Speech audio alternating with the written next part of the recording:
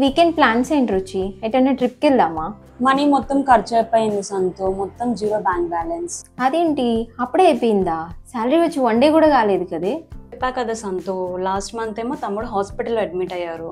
So దానికే మొత్తం expenses అన్నీ ఖర్చు అయిపోయింది. ఈ శాలరీ కూడా అలానే పోయింది. ఇంకా కాదు, ఇన్సూరెన్స్ కంపెనీ పే చేసింది అని చెప్పావు కదా, మళ్ళీ నీ హ్యాండ్ త్రూ అమౌంట్ పే చేయడం ఏంటి? నాకు అర్థం కాలేదు. అడ్మిట్ చేయకముందు కూడా ఖర్చు అయింది సంతు. ఆఫ్టర్ డిశ్చార్జ్ తర్వాత కూడాను మళ్ళీ 2 months వరకు కోర్స్ ఇచ్చారు.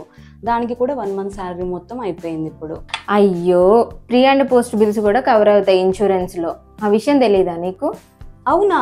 ఈ విషయం నాకు తెలియదే. నేను ఓన్లీ అడ్మిట్ అయితేనే కవర్ అవుతుందేమో అనుకున్నాను ఇప్పటి వరకు.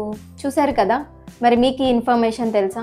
అడ్మిట్ అయినప్పుడు అయ్యే ఎక్స్పెన్సెసే కాకుండా బిఫోర్ అయ్యే బిల్స్ కానీ డిశ్చార్జ్ అయిన తర్వాత అయ్యే ఎక్స్పెన్సెస్ అన్నీ కూడా ఇన్సూరెన్స్ పాలసీలో మనం క్లెయిమ్ చేసుకోవచ్చు. సో కంప్లీట్ గైడెన్స్తో మీరు మీ జర్నీ సాగించాలనుకుంటే ఇప్పుడే ఇన్సూరెన్స్ సాథీని కాంటాక్ట్ చేయండి.